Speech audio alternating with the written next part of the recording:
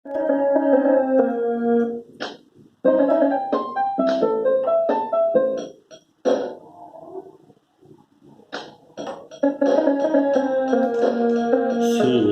राम जय राम, जय जय राम। श्री राम जय राम, जय जय राम। श्री राम जय राम, जय जय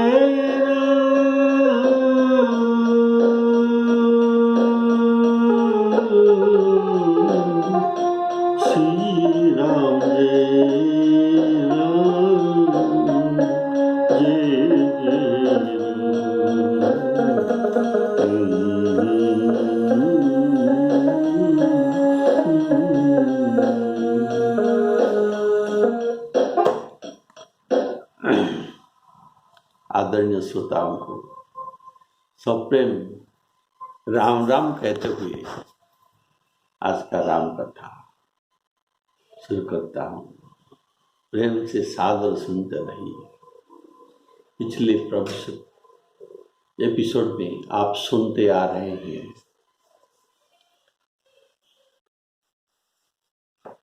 सुमंत जी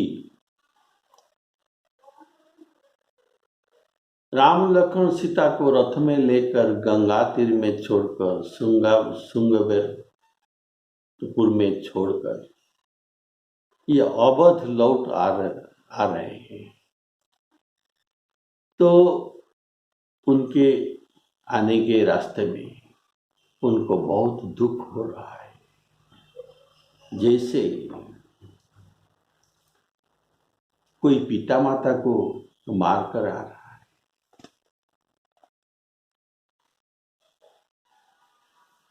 तो ये सोचता है मैं राम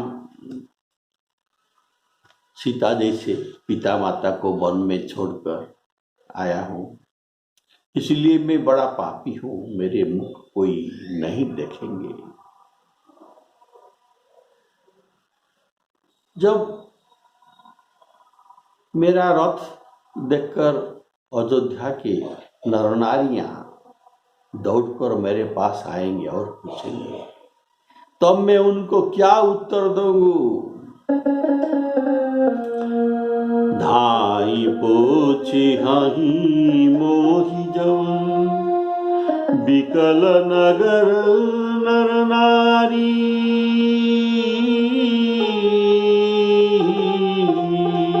उत्तरु देव में सब हितव, हृदय वज्र बैठारी। जब दीन दुखी सब माताएं पूछेंगी, तब हे विधाता मैं उनको क्या कहूंगा? जब लक्ष्मण जी के माता मुझसे पूछेगी, तब मैं उन्हें कौन सा सुखदायी संदेश सुनाऊंगा?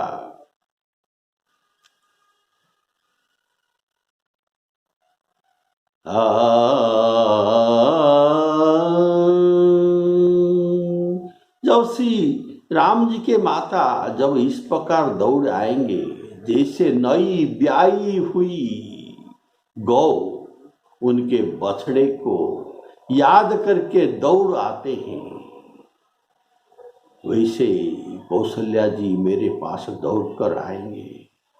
तब उनके पूछने पर मैं उन्हें यह उत्तर दूंगा कि श्री राम लक्ष्मण और सीता वन को चले गए।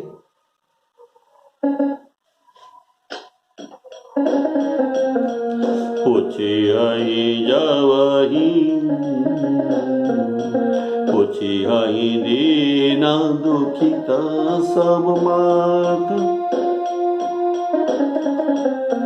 पूछे आई दीना दुखित सब माता, कही हूँ कहब काह में तिनहि विधाता। पूछी दीन पूछी जवही लखन महतारी कही हूँ कवन संदेश सुखारी।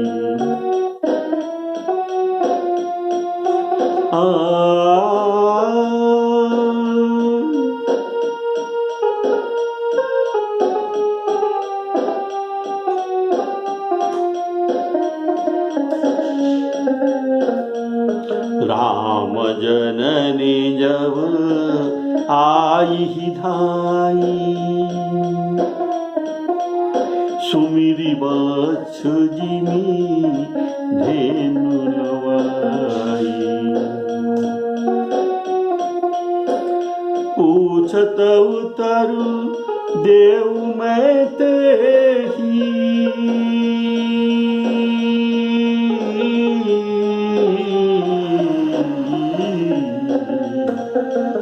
पूछत उतरु देव में तेही गे बन राम लखन बैदे।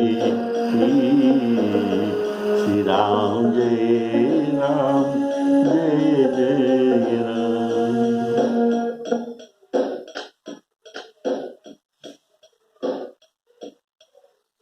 तो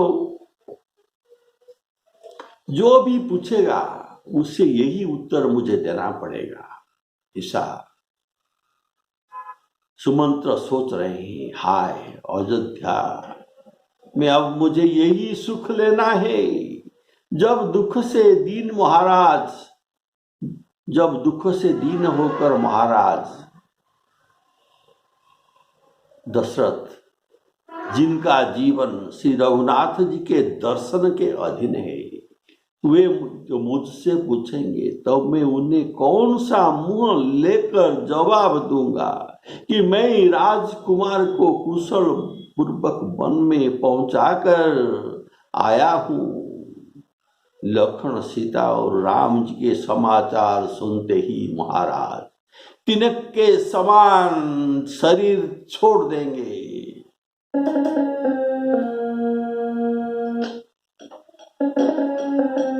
जोई पूछी सोई उत्तर देवा जाई अवधव यह सुख लेवा। पूछी जवही राउ दुख दीना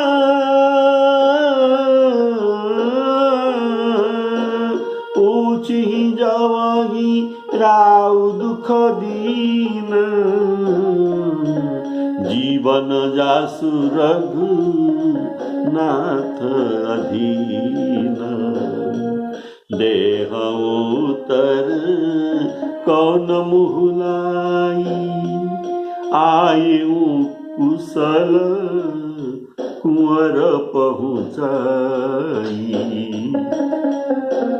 आए वो कुशल कुंवर पहुँचाई। सुनत लखन सिंह राम संदेशु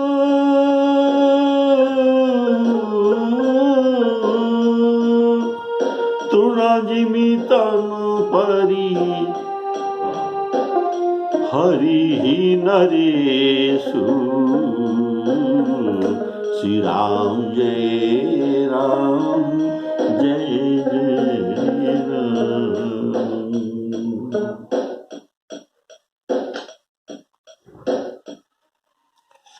प्रियतम श्री राम जी रूपी जल के बिछुड़ते ही मेरा हृदय कीचड़ की तरह फट नहीं गया। फिर से सुनिए, प्रियतम श्री राम जी रूपी जड़ के बिछुड़ते ही मेरा हृदय कीचड़ की तरह फट नहीं गया। अर्थात जल के बिछुड़ते ही कमल, मछली और अन्य जीव जंतुओं के चले जाने पर सबके पीछे कुछ दिन के बाद कीचड़ फट जाता है। प्रीतम नीर। ये प्रीतम नीर रूपी राम जी के चले जाने पर कुछ दिन के बाद, राम जी के चले जाने पर पंख फट जाता है, लेकिन मेरा हृदय, पंख तो फट जाता है लेकिन मेरा हृदय नहीं फट रहा है, अर्थात मैं पंख से भी नीच हूं। इसी कारण विधाता ने मुझे जातना शरीर दिया है। कष्ट, ये जातना शरीर मुझे किस लिए दिया है? मुझे कष्ट भोगने के लिए जातना शरीर दिया है। ये जातना शरीर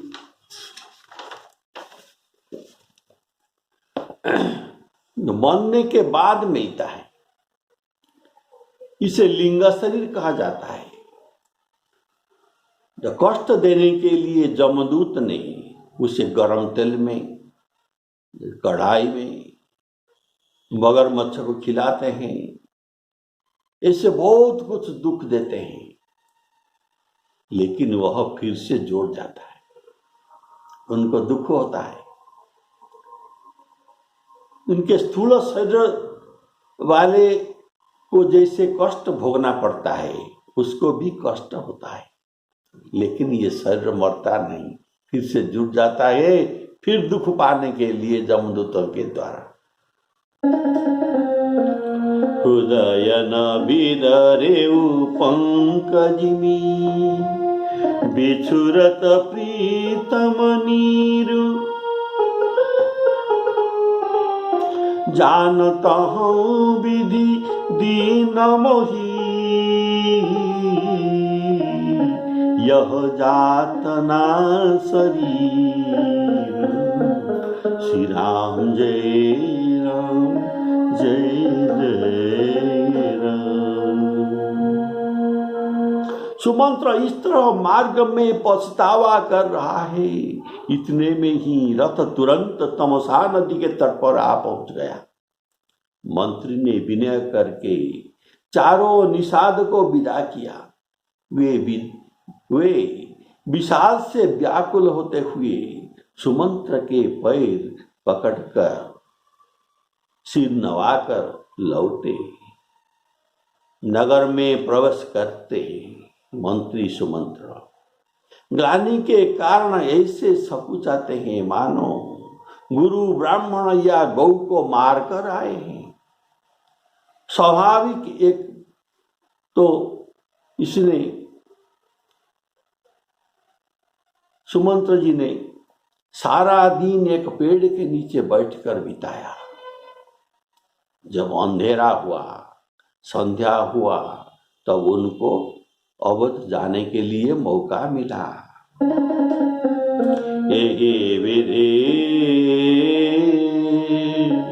करत पंथ पछितावा, तमसा तीर तुरंत रथ आवा।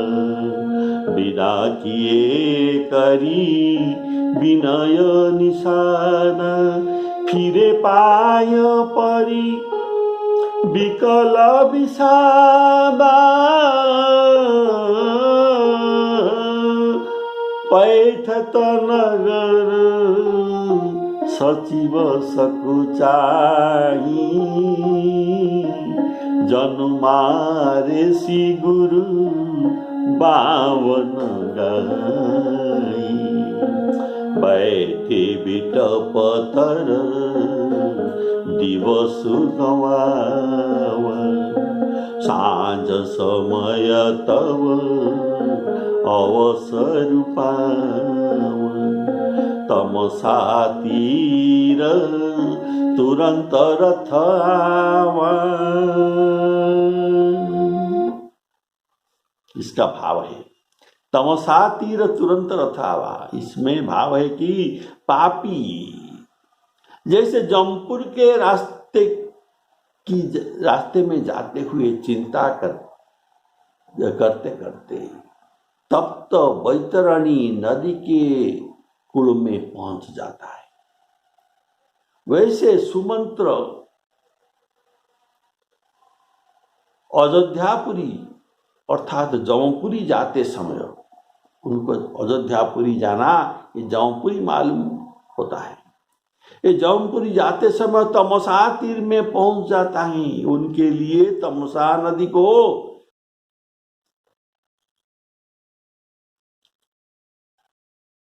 पार करना अर्थात जौनपुरी के नजदीक पहुंच जाना ऐसे मालूम हो रहा था। इसलिए दिन में अयोध्यापुरी पहुंचने का उनका साहस नहीं हुआ।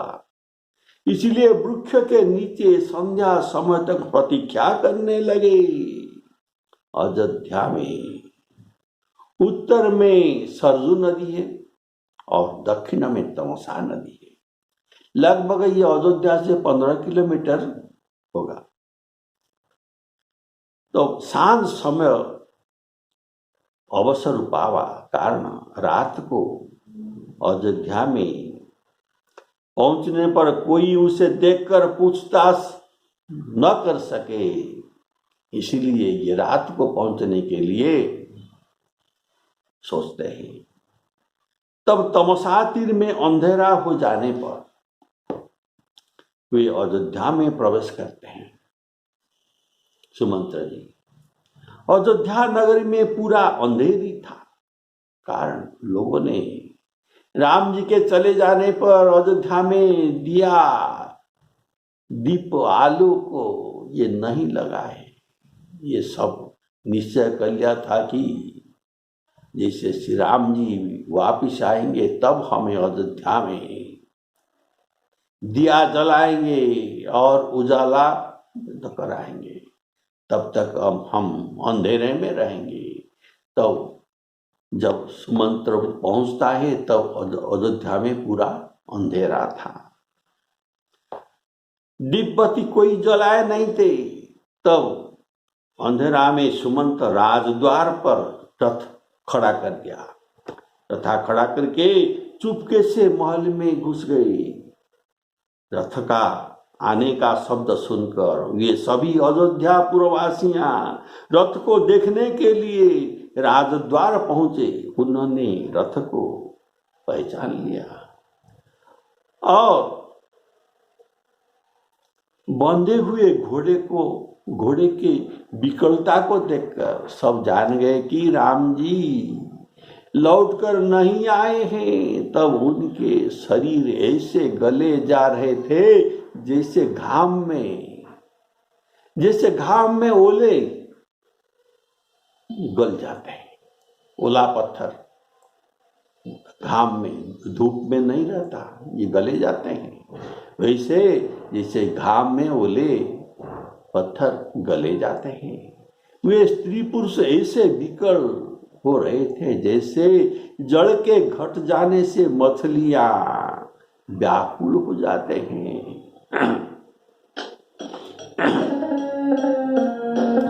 अवध प्रवेश की नंदियारे पैठ भवन रथ राखी दुआरे जिन जिन समाचार सुनि पाए भूप द्वार रथ देखन आई रथ पहिचानी विकल लखी घोरे गरही गात जिमी आत पौरे नर नारी नर व्याकुल कैसे निघटत नीरमीन गन जैसे।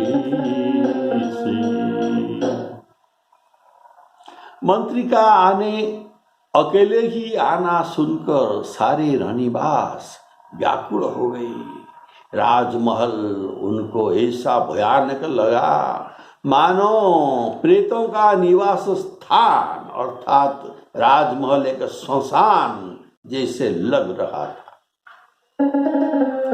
सचिव आगमन सुनत सब विकल भयऊ रनिवासु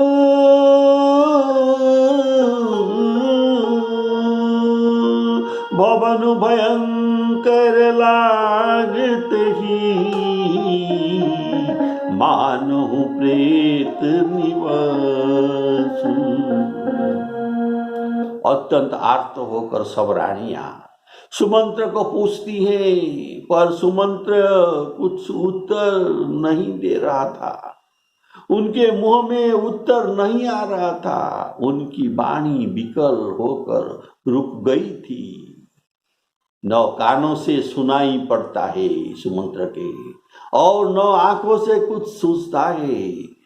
जो जो सुमंत्र जी के आगे आता है, सुमंत्र जी के आगे जो जो लोग आकर मिलते हैं, इन सबको ये पूछते हैं राजा कहाँ है, राजा कहाँ है। कारण राजा कहाँ है।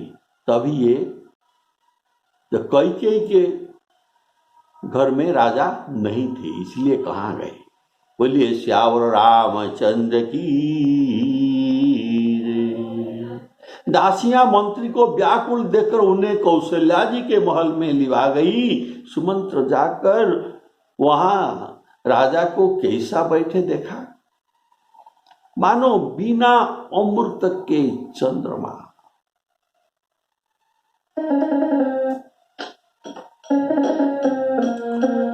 अति आरती सब पूछहि रानी, उतरु न आव विकल भई बानी। सुनई न श्रवण नयन नहीं सूझा, कहु कहाँ रूप तेहि तेहि बूझा। दासी न दीख सचिव विकलाई, कौशल्या गृह चली लवाई। जाई सुमंत्र दीख कस राजा। अमीय, अमीय अर्थात अमृत, अमीय रहित जनु चंदु विराजा। अमीय रहित जनु चंदु विराजा, अर्थात अमृत रहित चंद्रमा में द्युति, प्रकाश, शीतलता आदि गुण नहीं रहता है। वैसे सीताराम जी के बिना राजा के मुख चंद्रमा में, इनके राजा के मुख चंद्रमा में सीताराम अमृत का अभाव होने में उनके मुखमंडल के द्युति, प्रकाश और शीतल वचन रूपी किरणें नहीं निकल रहा था। राजा आसन, सज्जा और आभूषण से रहित बिल्कुल उदास होकर पृथ्वी में पड़े थे। वे लंबी सांस लेकर इस प्रकार सोच करते हैं, मानो राजा जजाति स्वर्ग से गिरकर, राजा जजाति स्वर्ग गए थे और स्वर्ग से गिरकर सोच रहे हैं। राजा क्षण क्षण में सोच से छाती भर लेते हैं, अर्थात लंबी लंबी सांस ले रहे थे। ऐसे विकल दशा है मानो जटायु के भाई संपाति पंखों के जल जाने पर गिर पड़ा हो। राजा बार बार राम राम, हास नहीं मेरे प्यारे राम, ऐसा बोल रहे थे। आसन शयन विभूषण हीना, परेउ भूमि तल निपट मलिन। लेयु सास सोच यही माती, सुरपुर तेजनु खसे जजाति। ले त सोच भरी छिनु छिनु छाती, जनु जरी पंख परेउ संपाती। राम राम कर राम सनेही, पुनि कह राम लखन वैदेही।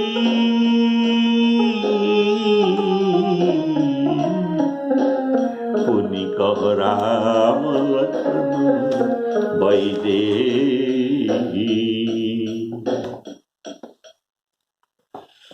तो सुरपुर ते जनो खसेउ जजाति, ये एक सुंदर कहानी है, आप इसे सुन लीजिए। सुरपुर ते जनो खसेउ जजाति।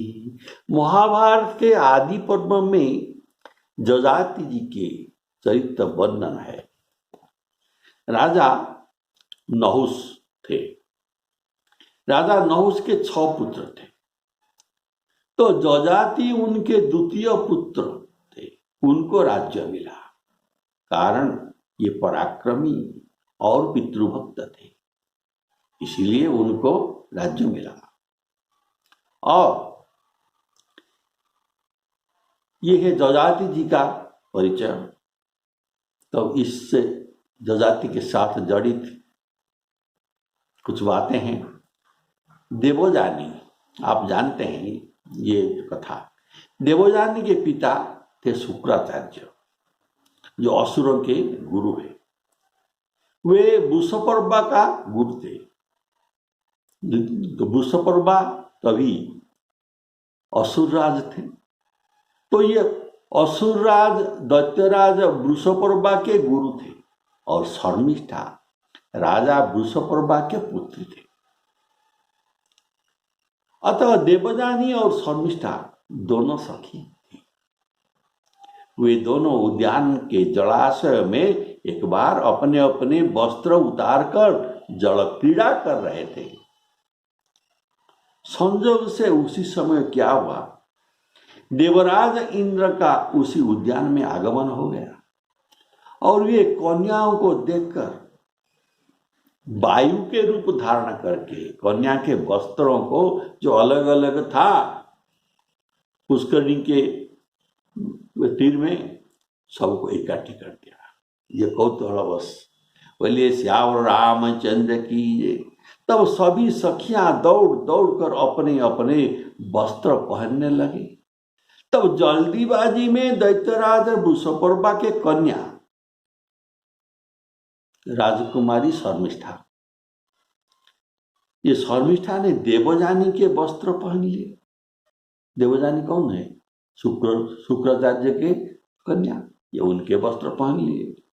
तो उस पर देवजानी ब्राह्मण कन्या ये बहुत क्रोधित हुई और बोली, रे शर्मिष्ठा, एक राक्षस कन्या होकर तूने ब्राह्मण कन्या के वस्त्र पहन लिया।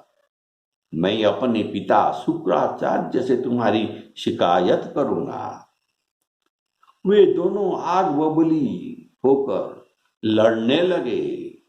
तब तो शर्मिष्ठा ने देवजानी को पास में एक कुआं था, ये कुआं में ढकेल दिया, और देवजानी कुएं में गिर गया। बोले गिर जाने पर शर्मिष्ठा वहां से चला गया। बोलिए श्यावर रामचंद्र की जय। संयोगवश उसी समय राजा जजाति शिकार करते हुए जल के तलाश में कुएं के पास आकर पहुंचे, तो देखा कोई स्त्री कुएं में नग्न अवस्था में खड़ी थी। राजा जजाति ने अपना अंग वस्त्र कुएं के अंदर डाला, और देवजानी ने उनको पकड़ा, फिर उसको धीरे धीरे कुआं से निकाल लिए राजा जजाति। बोलिए श्यावर रामचंद्र की। तो देवजानी बोला, आप मुझे ऐसी अवस्था में निकाले। तो मैं आपको पति रूप से वर्ण करता हूं, आप मुझे स्वीकार कीजिए। तो अब राजा ने प्रस्ताव स्वीकार कर लिया। देवजानी भी बहुत सुंदरी थी, तो ब्राह्मण कन्या ये स्वीकार कर लिया। तब देवजानी को ढूंढते ढूंढते शुक्राचार्य ने आकर भी वहां पहुंच गए। तब राजा नहीं थे, केवल देवजानी ही निकालकर, ये कुआं से निकालकर वहां थे। तो पुत्री से शुक्राचार्य ने सब समाचार पा लिया। तब वे दुखी हुए और कहे, ऐसे राज्य में रहना नहीं चाहिए, चलो हम दोनों ये राज्य छोड़कर दूर चले जाएंगे। और कहा, ये समाचार जब राजा को मिला, राजा ने उनको विनय करके रुकने के लिए कहा। तो शुक्राचार्य ने एक शर्त लगाई, अगर मैं रुक सकता हूं तो, शुक्राचार्य उनके जो गुरु थे, अगर मैं यहाँ रुक सकता हूं तो एक शर्त है, तुम्हारी कन्या शर्मिष्ठा मेरे कन्या के विवाह तो जजाति राजा के साथ होगा। तो जजाति राजा के साथ विवाह हो जाने के बाद ये उनके साथ दासी रूप में उनके ससुराल जाएंगे। तो ये अगर ये आप राजी है तो मैं यहाँ रह सकता हूँ। तो ये राजी हुए और देवजानी का विवाह हुआ ये जजाति राजा के साथ, और शर्मिष्ठा उनके साथ दासी रूप में वहां गए। तो राजा ने उनके लिए बगीचे के पास एक अच्छा सा घर था, उनमें ठहराने के लिए शर्मिष्ठा के लिए ये सुविधा कर दिए। और राजा देवजानी से विवाह किए, उनके 2 पुत्र हुए। बोलिए श्यावर रामचंद्र की जय, जिनका नाम है जदु और पूर्वसु। इधर राजा जजाति भी शर्मिष्ठा राजकुमारी से छिपे छिपे मिल रहे थे। इनके एक पुत्र हुआ, दूसरी हुआ, तीसरी भी पुत्र हुआ। लेकिन देवजान से ये भुलाकर कोई दूसरा वचन कह देते थे, कोई महात्मा आए थे, ये महात्मा का आशीर्वाद है, ऐसा कर ये 3 बच्चे का जन्म दे दिया राजा जजाति से। लेकिन ये बच्चों का मुख राजा जजाति के साथ मिल रहा था। तब ये जान गया, देवजानी उन बच्चों को पूछा, तुम्हारा पिताजी का नाम क्या है, तुम्हारा माताजी क्या है। तो उनसे बच्चों से सब पूछ कर सब बात जान गए। तभी ये देवजानी क्रुद्ध होकर अपने पिता के पास ये खबर भेजा और राजा के अनाचार का शिकायत किया। तो राजा शुक्राचार्य आए और उनको राजा जजाति को शुक्रहीन हो जाने का अभिशाप दे दिया। शुक्रहीन अर्थात तुम बूढ़े हो जा। तो राजा जजाति उनको अनुनय विनय हो करके पूछा, मेरा कैसे उद्धार होगा। तब ये बोले, अगर तुम्हारे कोई पुत्र 1000 वर्ष के लिए तुम्हारे वृद्ध अवस्था को लेकर उनके युवा अवस्था देंगे, तब तुम्हें फिर से सुख भोग कर राज्य भोग कर सकते हैं। तो वैसा ही हुआ। ये सब ये पुत्रों को पूछे, शर्मिष्ठा के 3 पुत्र और देवजानी के 2 पुत्र, जो बड़ा से लेकर सबको पूछा, सबने मना किया। मैं हमारे यौवन तुमको नहीं दूंगा। तब देवजानी के नहीं, ये शर्मिष्ठा के छोटा बच्चा अर्थात राजा के 5 नंबर छोटा बच्चा, ये इनका नाम था पुरु। इनका नाम था पुरु। बोलिए श्यावर रामचंद्र की जय। ये पुरु इनको बुढ़ापा लेकर इनका जवानी 1000 वर्ष के लिए दिया। तो राजा जजाति 1000 वर्ष पूर्वक ये सब यौवन अवस्था में सुख भोग किया, राज्य का शासन भी किया। तब 1000 वर्ष के बाद राजा ने उनको उनका यौवन अवस्था वापिस करके वृद्धावस्था लेकर ये तपस्या करने के लिए, वैराग्य लेने के लिए चले गए। तो पिता के आज्ञा का पालन करने के लिए छोटे पुत्र पुरु को राजगादी दिया गया। कारण ये पिता के आज्ञा का पालन किया था और पितृभक्त था, इसीलिए पुरु राजा हुए। ऊपर 4 भाई राजा नहीं हुए। राजा जजाति 1000 साल से ऊर्ध्व तपस्या करके स्वर्ग का अधिकारी हो गए। स्वर्ग जाने के लिए वहां इंद्र ने पूछा तो स्वर्ग ये गए। इंद्र ने पूछा आप किसके तरह तपस्या किया? तो जजाति ने कहा सुनिए, देव मनुष्य महर्षि आदि मेरा जैसा तपस्या कोई भी नहीं किया होगा, मैं ऐसे तपस्या किया है। तो अपने मुख से अपना प्रशंसा करके अपना सब कुछ पुण्य ये खो दिया और बड़ों का अपमान हुआ। इनके बराबरी वाले तपस्वियों का और इनमें से उत्तम तपस्वियों का इसमें अपमान न हुआ और अपने मुख के अपना प्रशंसा हुआ। इसी कारण इनके समस्त पुण्य क्षय हो गया और देवताओं ने उन्हें स्वर्ग से धकेल कर विदा कर दिए।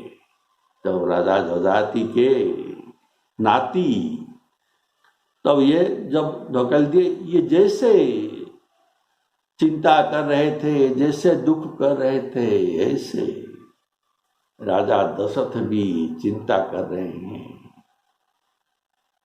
सोचे उजिमी जजाति। तो क्या हुआ,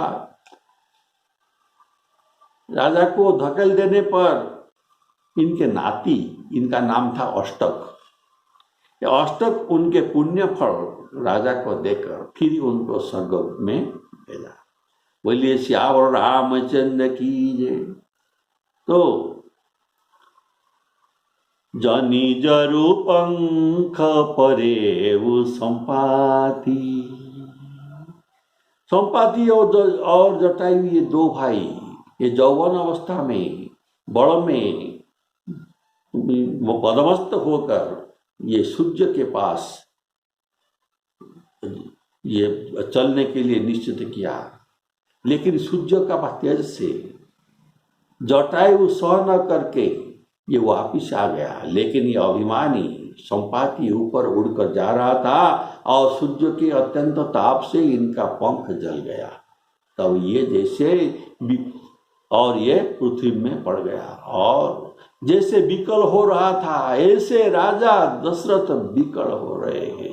बोलिए श्यावर रामचंद्र की। तो मंत्री ने जय जीव कहकर राजा को दंड प्रणाम किया। यह सुनते ही राजा व्याकुल होकर उठे और बोले सुमंत्र कहो राम कहाँ है?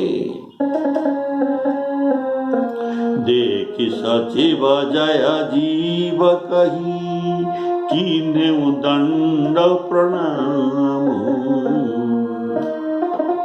सुनत उठे व्याकुल नृपति, कहु सुमंत्र कह राम।